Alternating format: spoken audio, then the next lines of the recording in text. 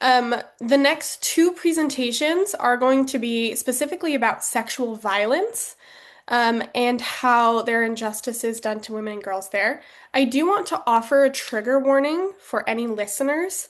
Um, some of the details that we'll be discussing are somewhat graphic. They do have a point. We do have a call to action and we do have a solution. Our presentation will end with hope, but I just want all listeners to move forward with an understanding that we will be discussing some dark and heavy things. Okay, so Kara is our faith-filled, hope-filled beam of light. We love Kara, and I'm gonna turn the time over to you now. Thank you so much. And thanks, Fatima and Al. 6 years old. That is how old I was when my perpetrator started grooming me. 6 years old is too young to understand masterful deception. 6 years old is too young to physically fight off monsters by yourself. These are not the monsters under your bed, but monsters who get into your bed and get into every safe place in your life, destroying the innocence, especially of our little girls. My monster is one of a sea of monsters globally. In my presentation, I want to share things we can all do to stop these monsters, and I want to bear witness of the healing that can come from the aftermath of their destruction. My name is Kara Baldry. Thank you to Big Ocean Women for inviting me to speak today about my survivor experience of ritualized sexual abuse as a child, and I will refer to this evil as ritual abuse. To say that I feel honored to speak today is an understatement, especially as I was told by my sneaky perpetrator that I was invisible. Even though I have a phenomenal family, because of this monster, the emotionally staining words he projected on me were written into my belief system for much of my life. I am here to create awareness about ritual abuse. Ritual abuse is a war against our children. As the world has seen ritual abuse in the Epstein files unfold, it is a hidden purgatory and is possibly the closest a human can get to hell and still remain living. Next, some crimes, especially any sexual coercion of our children, are so difficult and painful to hear that many choose to ignore or dismiss the truth. Mold grows and thrives in dark places when left alone and ignored, just like ritual abuse has been. These torture stories have gone with many survivors to their graves. Today, I honor the missing stories of the invisible children who didn't make it and the adult survivors who couldn't hang on in a world where they were not helped nor believed. We need armies of warriors and advocates to seek out the invisible children who sometimes grow up to be invisible adults in a war they never chose to enlist in. Next. Thank you. For those who are unfamiliar with what ritual abuse is, it is organized and intentional sexual, physical, and psychological torture designed to control the victims and is marked by ceremonial actions, clothing, objects, signs, symbols, and words designed to commemorate or celebrate particular occasions in a cultural, social, or especially a religious context. If satanic rituals are added, that is called satanic ritual abuse or SRA. Another term used is RAMCOA, which stands for ritual abuse, mind control, and organized abuse. Cults are often involved. There are already laws about child sexual abuse, sexual violence, and even torture. But ritualized sexual abuse adds the component of rituals and organized torture, usually in a religious manipulation. I consider it modern day slavery in our own backyards, where many of the perpetrators can be well educated, well connected, and influential. Yet these seemingly nice people are ravenous wolves devouring our children. These perpetrators have deceived many because outward appearances and actions don't match the allegations. This form of abuse is often an intergenerational familial problem. Many of my survivor friends were also trafficked, experienced cannibalism, human sacrifices, or participated in forced torture of other children, which I have no memories of myself. Those who prey upon defenseless children are the ultimate cowards, especially since many culprits literally hide their faces during abuse Just like roaches who scurry when the light is on, they hide. Probably, or people are sometimes comfortably uneducated and are quick to make false assumptions on these crimes. Children are casualties to our adult dismissal on this topic.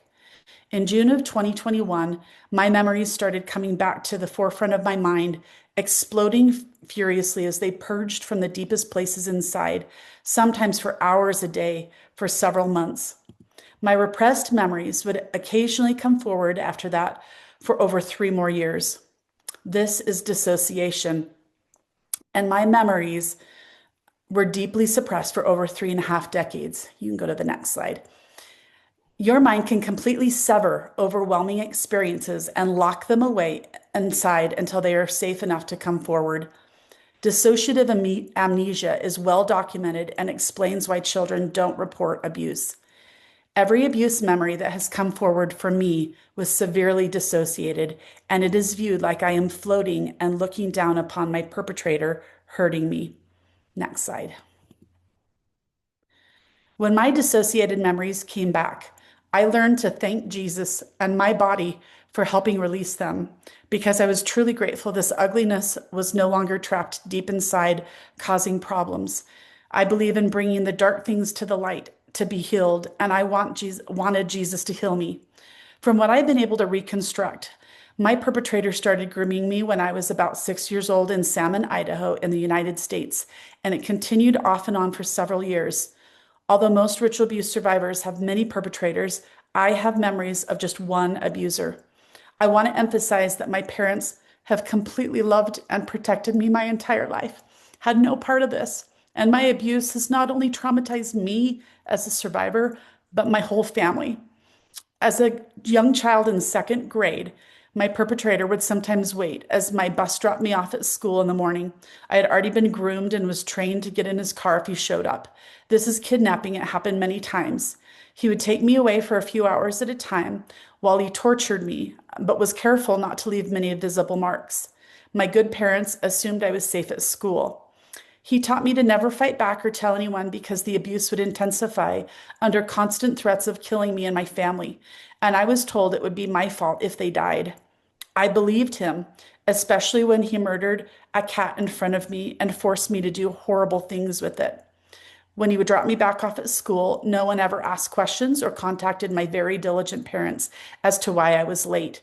And I don't think I even remembered what had happened just minutes before because my brain dissociated, so I gave no indication of the abuse. These many years later, I still struggle feeling my body sometimes. Next. There are many categories to ritual abuse, and this slide is not comprehensive to my experiences. This monster who is free today would sadistically rape me at gunpoint and with a hunting knife, urinate on me, do things involving rituals and animals that leave profound psychological marks.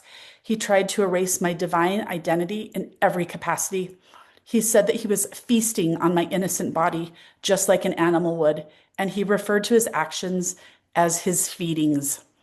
He manipulated scriptures and did everything he could to steal God's light from me. I was told we were doing what God wanted because we were naked like Adam and Eve in the Garden of Eden. Once I remember him raising his arms as he prayed to Satan, asking for power in exchange for hurting me, and he said I was the sacrificial lamb. He said he preferred raping little girls like me because I was too young to get pregnant.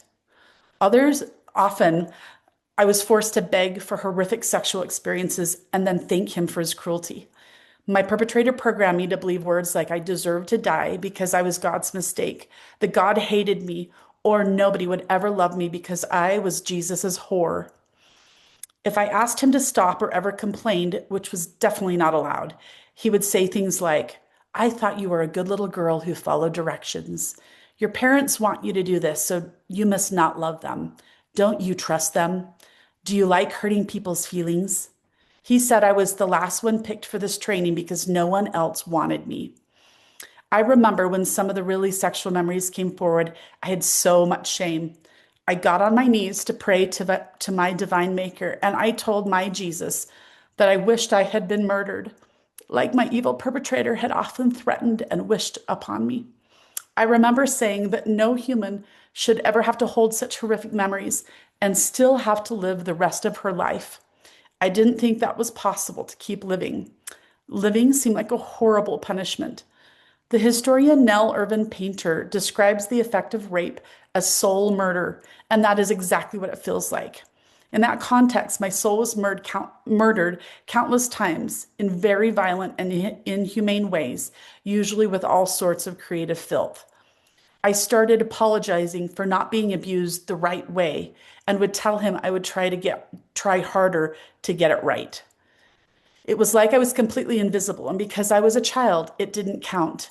The lack of justice today confirms my feelings that my abuse did not count to some people.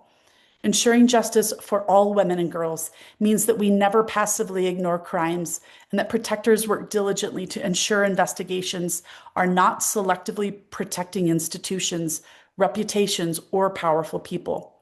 When someone's safety is weaponized, especially as a child, terror causes massive dysregulation because trauma is stuck in the very cells of your body.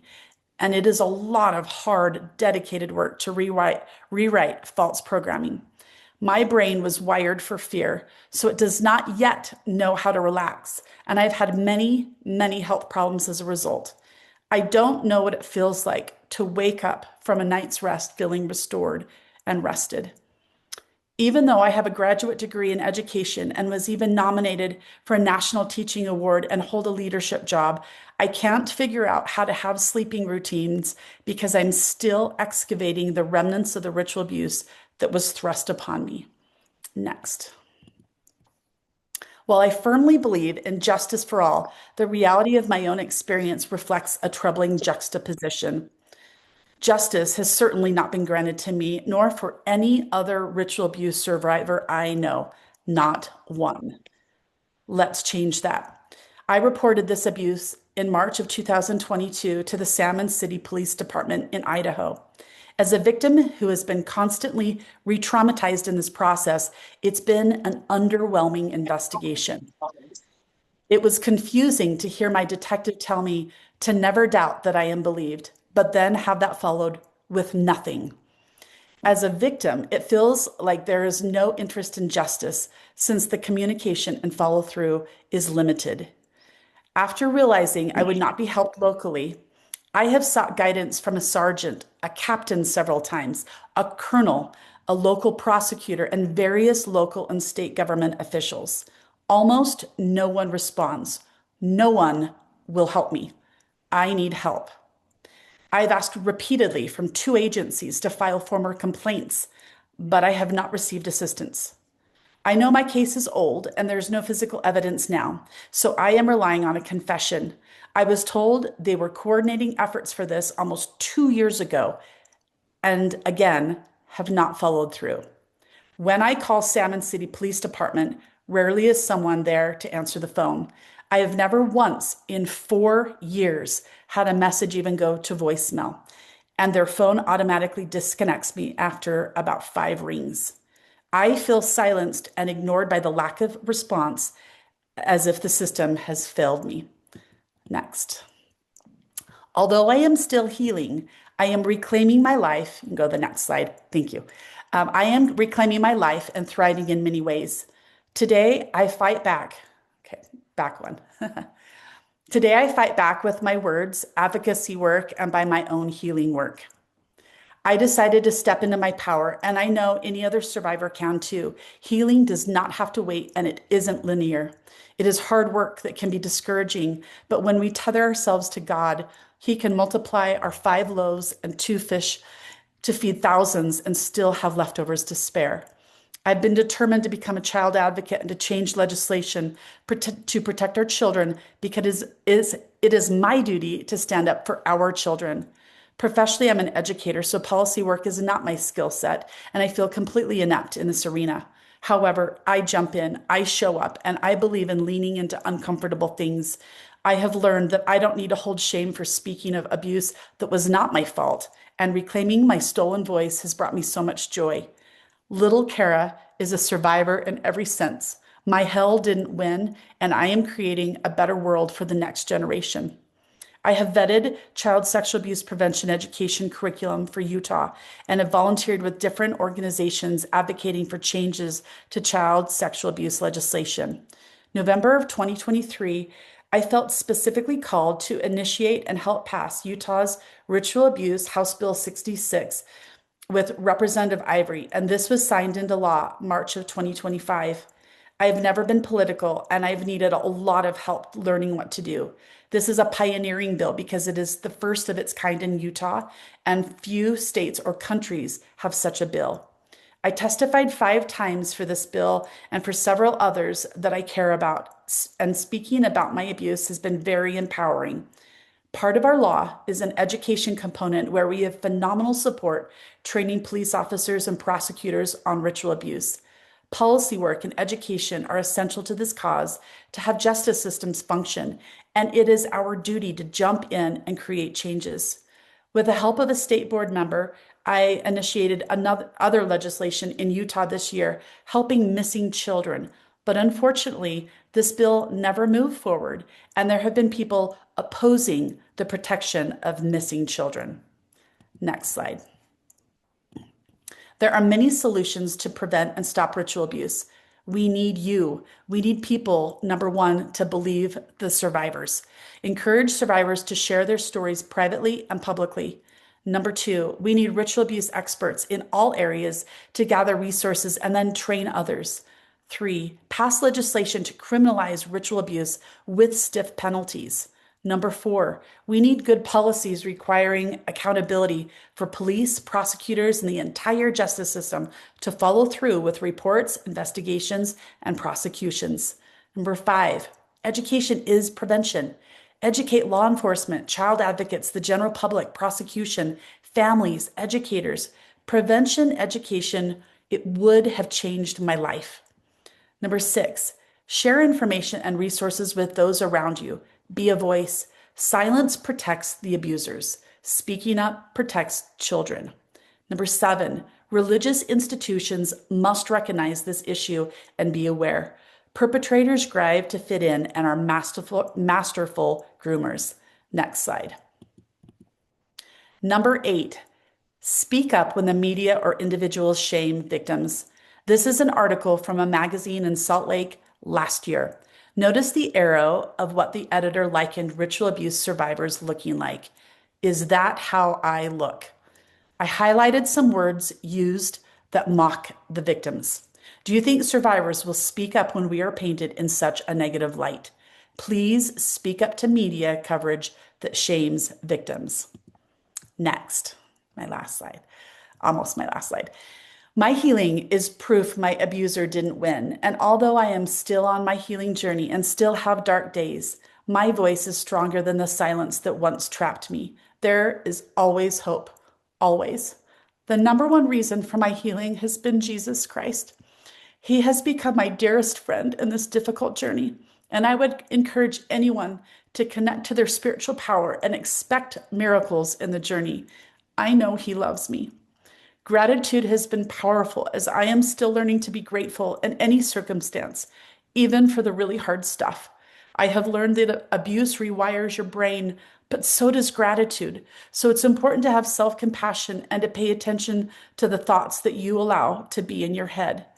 Gratefully, I have good insurance to pay for my hundreds and hundreds of therapy visits with my phenomenal trauma therapist and other medical needs.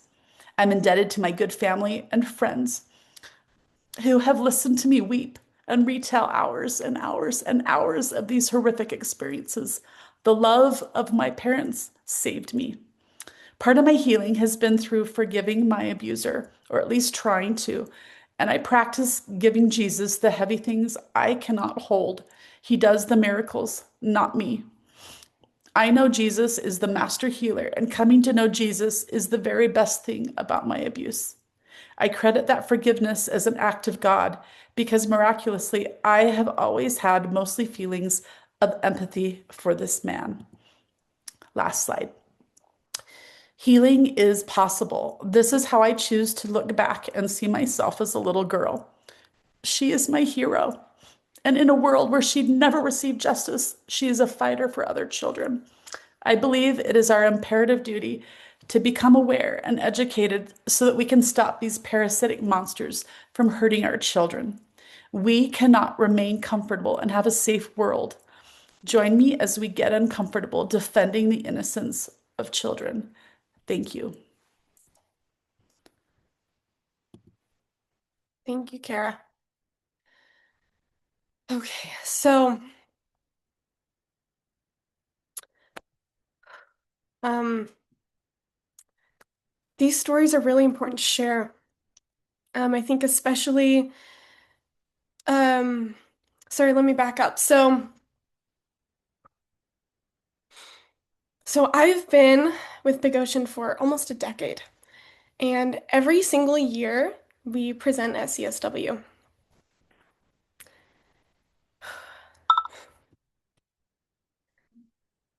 Sorry. Um, and each year we like to highlight, of course, in reference to the theme, we like to highlight the issues that our women are going through. This year and this spring, we've all watched the unraveling of a terribly dark sex trafficking ring come to light through the Epstein files. And I think all of us are feeling so outraged and like we don't know where to begin. I think we're all seeing a lack of justice, and it's so hard to conceptualize that. And so Big Ocean has, we have an influence in the grand scheme of things, we have a very small influence.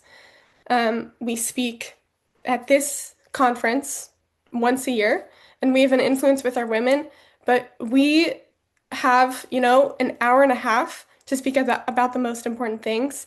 And we felt that sharing these stories was the most valuable thing we could do with our time here, with our limited influence um, on with CSW. It is so important to share these stories, these firsthand accounts. And I was so nervous to work on this presentation um, because I thought that it could become maybe too heavy or too difficult for people. But of course, Kara has a very good point that we do not shy away from difficult things.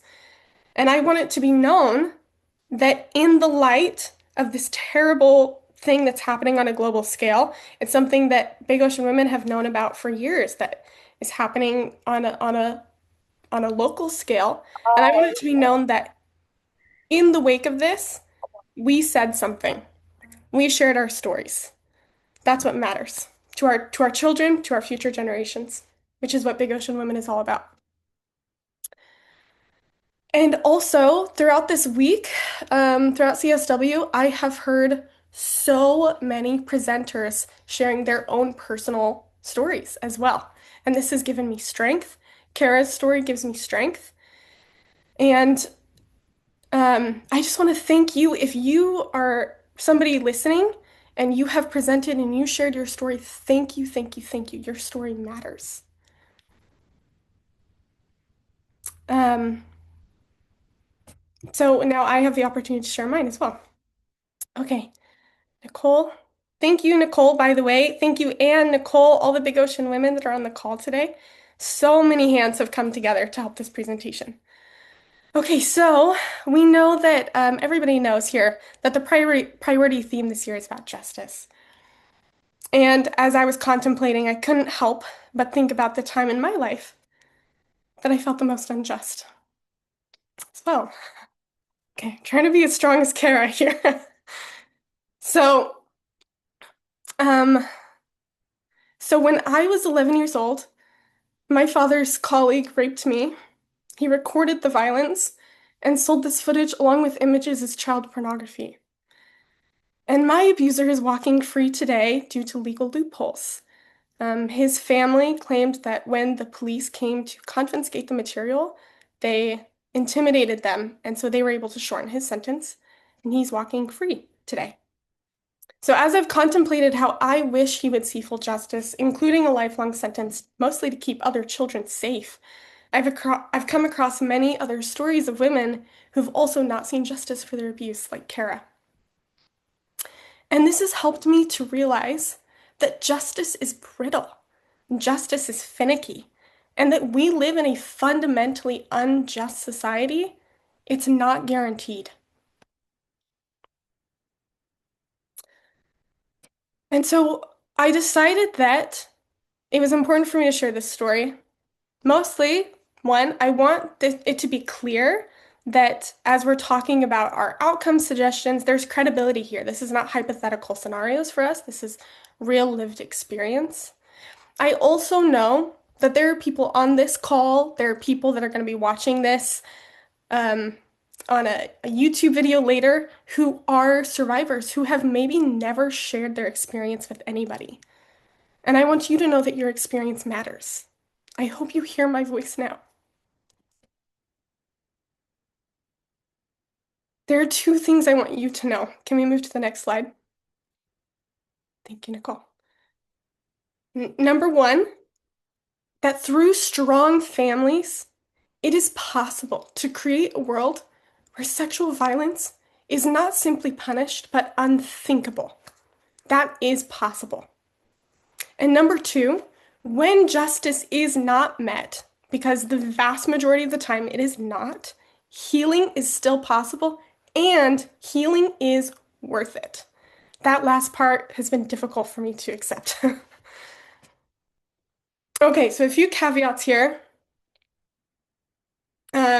So much of my experience is similar to Kara's experience. When I talk about healing, I don't want it to sound like it's easy, like it's just the easy option. It's definitely not. It's very difficult. I suffer from PTSD that affects every aspect of my life. Sleep is a huge one that Kara talked about. Chronic illness, autoimmune diseases. It's affected my employment, my higher education, my faith, my social life. I'm forever changed, but I've been able to find meaning despite the pain, and that's really important. I also want to do an additional caveat here that I think a lot of people who talk about their abuse will say that they're grateful that their abuse happened because it turned them into the person they are today. And I want to say that I'm not grateful that my abuse happened. And it didn't turn me into the person I am today. I did. It did not make me stronger. I did. And I want all of the listeners who have been through something like this to understand that you deserve the credit for that and that you deserve the credit for your healing. At Big Ocean Women, we fundamentally believe in good, strong, and healthy families. And our suggestion today is that families are central to the purging of sexual violence that we are witnessing on a global scale and on a local scale. It is down to strong families. And I also want to say that we understand that so much of the abuse that's happening is happening within families. And so we are advocating for healthy, connective, vulnerable families. We still believe that despite the abuse, families are the solution. Okay, so let's go to the next slide. Wonderful. Okay, so I want to talk about what causes sexual violence. We need to define some terms here in order to move forward. So the media seems to be saturated with the question right now, how did Epstein and his fellow abusers get away with it? We can talk about the blackmail, the corruption, the lack of justice. However, my fear is that by focusing on the how, we skip over the deeper question of why. Why would somebody abuse somebody in the first place, right? As citizens and family members, not necessarily as lawmakers, there is some preventative work in focusing on the how, but there's a lot more that we can do with the why. So getting to the why helps us to avoid victim blaming, like Kara mentioned, or pushing the notion that abuse is an inherent aspect of human life. It is not. So myths include the idea that sexual abuse is simply human nature, human biology, excuse me, or that testosterone plays a part in abuse. So these ideas have been debunked many times. Men with higher levels of testosterone do not abuse women at higher rates. People who are taking testosterone as a transitionary medication do not begin to become abusive people. This is simply not true. Ruth Whitman, an author and journalist, writes, Evidence suggests that it is not innate aggression that makes men violent, but the internalized belief that they fall short of society's perceived standards for masculinity.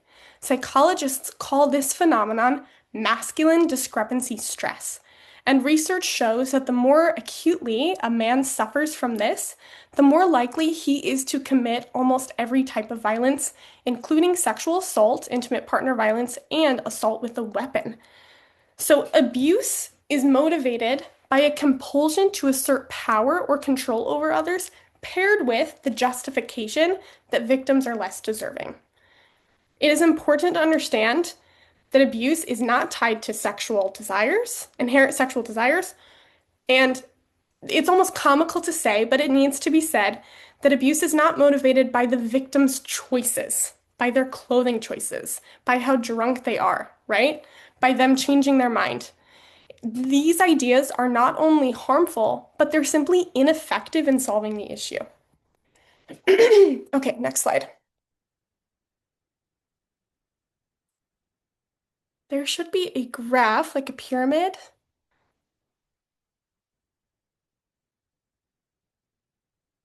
One more. Perfect. Okay, wonderful. So, the first argument that I often hear about this is, of course, not all men, right? We've all heard this one. And I want to talk about this graph here. So, since abuse is motivated by a desire to control others, no one is immune to being an abuser. The binary idea that there are good men and bad men removes the accountability that we all have, regardless of social class or gender, to do better and be better. Every person I know has contributed to rape culture in one way or another, myself included. I have not always stood up against the gossip of private events or rape jokes the way I could have. All men and all women are responsible to take accountability and call out damaging behavior when we see it. So this is a visual of rape culture that I actually made as a teenager because I was frustrated in trying to explain these concepts. I felt frustrated that my peers and the people that I was talking to, everybody seemed to know a victim, but nobody could understand how rapists are created. So I wanted to explain that rape does not spring from nowhere. It is normalized and justified in the minds of abusers over the course of their entire life, and it begins with dehumanization. Okay, so you can see on the right hand, that's kind of like the overarching theme. It begins with dehumanization and it fosters into victimization, which is the top kind of foundation there. And this looks like rape jokes, victim blaming, authority abuse. And then this builds into degradation. This looks like catcalling, upskirt photos, manipulation. This can escalate to a removal of autonomy. You guys are following the chart here. This looks like sexual coercion or drugging. And this is how we get to explicit violence. So these are not isolated events. Okay, next slide. So, yes, all men and all women have a responsibility to be better. So, in contrast, I made this graph as well. This is with the help of my Big Ocean mentors, specifically Carolina, if you remember this. I was like 17 when I made this. So this is a visual of life culture. So life culture is the same effect in the opposite direction, and this is the solution, and it's just as easily fostered as rape culture. So this begins with empowerment. This looks like open conversations, validation, body positivity, and this builds into a sense of dignity. So dignity looks like respect, confidence, and freedom in the individual.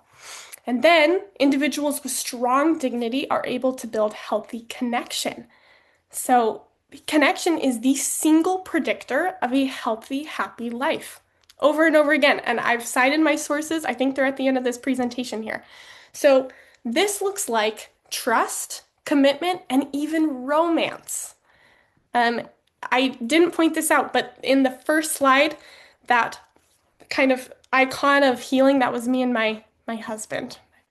So romance is a huge proponent of life culture. And finally, we're able to build a physical and emotional bond that is safe, empowering, and beneficial for everybody. This is what safety looks like, not only in sexuality, but in human connection in general. This is important because, like Kara mentioned, it is easier to believe that there are monsters out there that abuse children and that we play no part in fostering abuse. It's easier to believe that all of the adults you know are simply good people and are completely sovereign from bad people. However, it's not that simple and it's not that easy. If we want to have a world that does not reward abuse like our world currently is, we must begin with where we stand. Okay, next slide. So this is a powerful quote. He's a feminist author, and he talks about abuse of women. Jonah Mix here. He says, "I'm not interested in a world where men want to abuse but resist because they've been shamed. I'm interested in a world where men are raised from birth with such an unshakable understanding of women as living human beings that they are incapable of being aroused by their exploitation." So the last line here. I'm interested in a world where men are raised from birth with such an unshakable understanding of women. The first place that that comes from is from powerful, healed, empowered mothers. Mothers have the single largest impact on their children to show what unshakable understanding of women as human beings looks like. That starts in the family. Okay, next slide. Okay, this is the second part of my message. When justice is not met, which it most of the time is not, healing is still possible and healing is worth it. Fatima talked about this, Kara talked about this. This is the main crux of our whole presentation. This is what I want everybody to take home. Okay, so to begin, let's talk about what trauma is. We need to better understand it. So when a traumatic event occurs, it physically alters our brains. So the prefrontal cortex physically shrinks, and this is our center for decision making and emotional regulation, and the hippocampus shrinks. This is where we store memory, so it's very common for memory blockages and dissociation for survivors. Kara talked about this. This has definitely been in my experience as well. And the amygdala becomes hyperactive. This is our fight or flight response. Luckily, through emotional and mental healing, your brain can physically heal as well. According to many studies, but specifically one done in 2018, connection via relationships is the most effective tool in healing the biomarkers of trauma. Okay, next. Okay, so what do abusers and victims have in common? Kara talked about shame, this shame that she feels. In all of the complex cases of abusers, victims, and everybody in between, shame damages us all. Shame is what keeps victims silent and stuck in trauma patterns, and shame is what perpetuates the culture that allows abuse to take place. So, Brené Brown, most of you know her, she's a very popular shame researcher. She says, I define shame as the intensely painful feeling or experience of believing that we are flawed and therefore unworthy of love and belonging. Something we've experienced, done, or failed to do makes us unworthy of connection. I don't believe shame is helpful or productive. In fact, I think shame is much more likely to be the source of destructive behavior than the solution or cure. I think the fear of disconnection can make us dangerous. She goes on to talk about how shame and guilt are two different things. There's a healthy amount of guilt, right, to reflect on bad actions. But shame is this belief that we are flawed, and it spirals into avoidance and isolation, a lack of connection. This is where it is very common to lash out to gain control, and this perpetuates the disconnection. So shame is a spiral that's dangerous. And the opposite of shame is vulnerability, as Dr. Brown explains. Connection and vulnerability is the best action we can take to simultaneously heal victims and prevent abusers. At the same time, it's one solution: vulnerability and connection. This is why policy support for the family unit is the best action forward to actually create justice. Okay, next. Okay, so these are some pictures of some of my favorite women in the whole world. These are some of our big ocean waves. So Big Ocean Women facilitates healing through organization in our local chapters or waves, as I've explained earlier. The women in our organization are not helpless, even when the state justice systems do not hear them. They take healing into their own hands. Our women are vulnerable and strong. Our global sisterhood is the epitome of growth, empowerment, and safety. Next.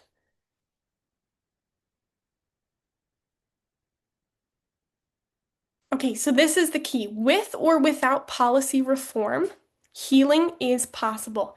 And there is no force more powerful to reform an abusive system than healed women, healed mothers, and I would add healed people as well. Next. So these are our policy recommendations that we have an oral and written statement that we have added for the outcome document for CSW. The first is strengthening AI regulation by implementing accountability on a national level for the generation, distribution, or normalization of sexually explicit content, including synthetic or AI generated exploitation. These crimes are not victimless. I could go on a whole nother presentation about this, about the content that was sold from me and my little 11-year-old body are currently informing the LLMs that are creating child porn that's AI generated today, right? These are not victimless crimes. We need better regulation on this. Number two is the support for policies and UN language that supports and preserves the role of the family unit as the foundation of society. Recognizing healthy and good parents, keywords there, and caregivers as the moral guards in their well-being, protection, and development of children. And number three is we want to encourage accountability for all sexual abuse perpetrators, regardless of authority or wealth, including child exploitation and trafficking done across borders. Those are our asks. Okay, Carol, we're going to turn the time over to you, and then we'll have a quick Q&A. Thank you so much. I hope you guys can hear me. It's such a pleasure to be with you. And I have to say, I was just holding back so many tears. Grace, I've known Grace since she was a little girl. And I know that today was really hard for you, and you did it. Just proud of Kara and proud of everybody. These are really hard topics, and I am very grateful for the fact that all of you are attending this with us and setting apart a bit of your day to learn more about these difficult issues.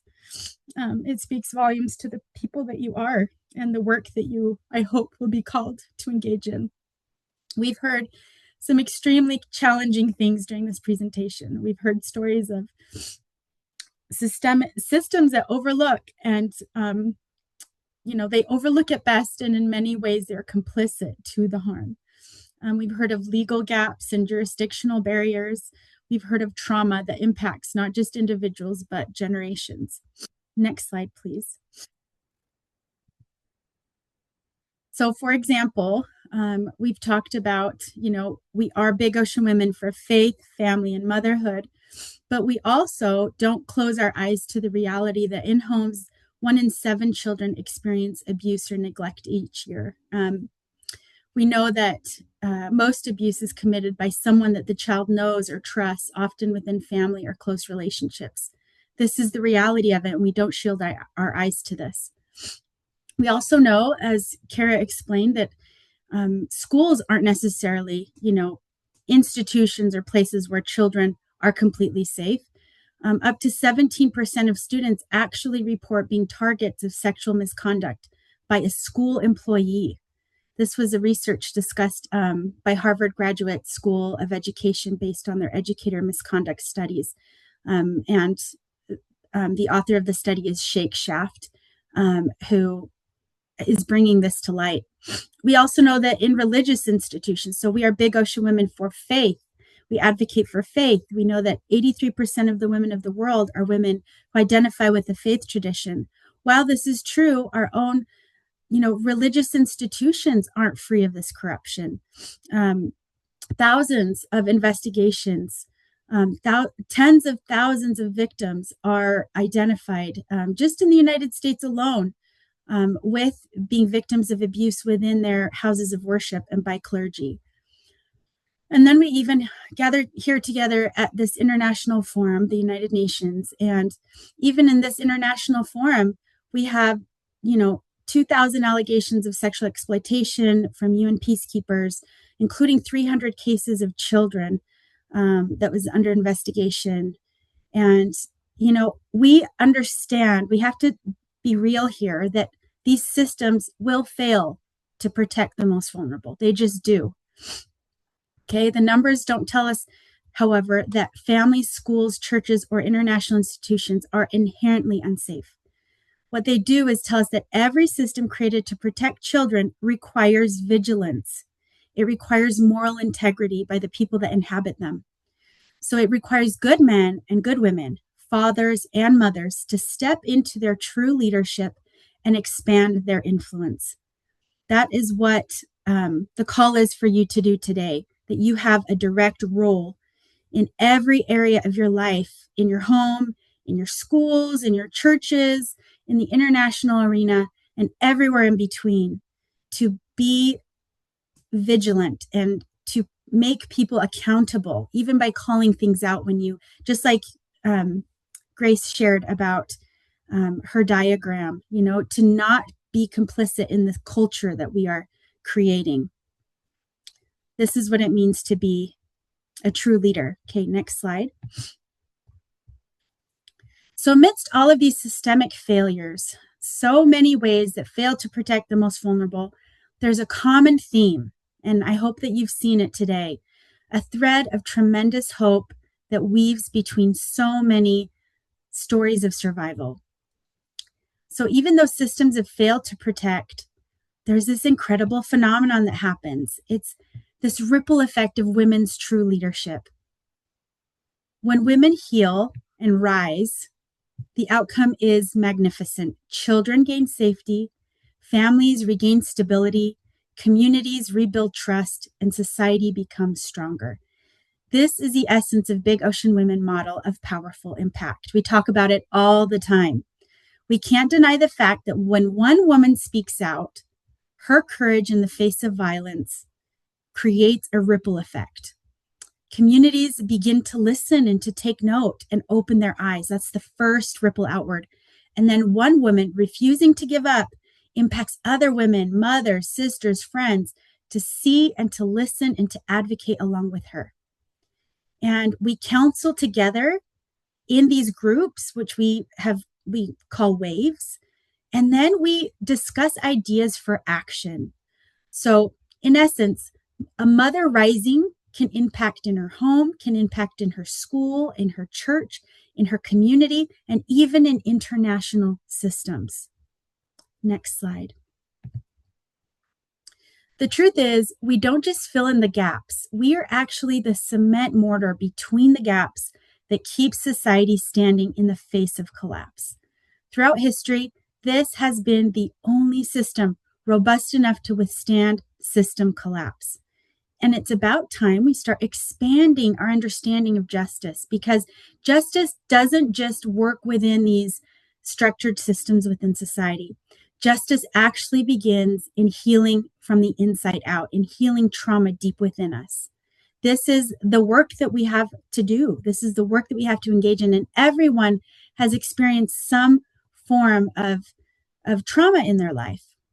And so when we begin this healing journey, legal accountability and restoration begin working together. It gives us this unquenching drive to continue to protect the next generation. And that intensity, it just builds and builds and builds. And so it begins when good adults expand their moral authority in the protection of children. Community restoration can happen as we advocate for truth and use our faith that provides us the internal resilience and drive to overcome these crimes in the first place. This is what true advocacy looks like. It is rooted deep inside, and it has to come from a place of healing. If it doesn't come from a place of healing, what I've seen with my own eyes, what happens is there's this big light, this big fire that's lit, and it's an insatiable fire, and it can consume even the victim, which we don't want to happen. What we need is just an ember that just burns strong through the years and that can improve with each generation. And This is what we call maternal authority in action. And this is what Big Ocean Women train others, other women throughout the world in this true leadership model. Next slide. Throughout these discussions, we can see something powerful emerge. We can see that women are not waiting for systems to be repaired before healing begins. Across the world, mothers and women are already doing the quiet work of justice every day. They're protecting children. They're sheltering the vulnerable. They're preserving faith, dignity, and culture in places where law and policy have turned a blind eye. These women are living witnesses that healing does not only come through institutions, it rises through human relationships, through faith, courage, compassion, and the instinct to protect life. One of the most powerful forces we see across every culture represented here is a maternal drive to safeguard the rising generation. When a mother stops the cycle of abuse for even one child, something profound happens. She not only protects that child's future, she also heals something within herself, just like Kara talked about little Kara. It's almost like you can travel back in time and actually rescue that younger version of yourself. And deep healing happens when we can provide it for other people. When women stand together, believing in one another, protecting one another, refusing to let harm define that next generation, they become architects of stability in their families and communities, which is the foundation of justice to begin with. In light of the massacre happening to Christians in Nigeria and throughout the world, I wish to exercise my free will in showing my source of healing and strength, what has always been and will always be Jesus Christ.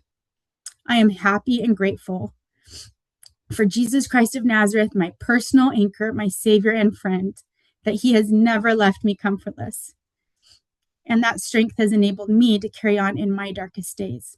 I couldn't end my presentation today without expressing where exactly my hope and my strength resides. Next slide. And now at Big Ocean Women, we are big believers in action. We believe that awareness has to lead to action. So we invite, as women of faith, we know that powerful action begins with prayer. Prayer is where courage is born, and it's where clarity comes, and it's where quiet promptings of action really begins. We invite you to pray for wisdom, for courage, and for insight into what each of us can personally do to better protect the women and children in our families and communities. Pray individually, pray as families, pray with others, pray with solidarity, but don't stop there. Prayer only prepares the heart, but it also calls us to move. We have prepared a mother's advocacy toolkit that we can share with you if you send us your email here in the chat. We will send you these educational resources and opportunities for action. We don't want you just to walk away from this presentation and say, well, that was great. This is just the beginning. We have a lot of work to do together. You have already taken the first step simply by being here today. The next steps are within our reach too, which is it could be sharing verified research, discussing these issues with your communities, with your families, supporting survivor-led organizations, to engage in elected leaders, in participating in advocacy efforts, and in teaching children, in age-appropriate ways, all about dignity, safety, and the sacred worth of every human life. Because when women pray and then when women act, something truly remarkable happens. That's when justice systems fail, we see mothers rise. Thank you so much for coming today. We also want to share the next slide, which is our tenant calendar. And we are happy to share this tenant calendar with you as well, if there is interest, and you can follow along in our 12 tenets. Every month we discuss one of these principles, one of these truths that anchor us together. We encourage you to use the language maternal feminism, and in these tenets, this is where our true power lies. So we always invite everyone to join us in speaking these truths in connection with one another as a global sisterhood. We thank you so much for spending time with us, and now we can open it up to a little bit of, I don't know if we have time for Q&A.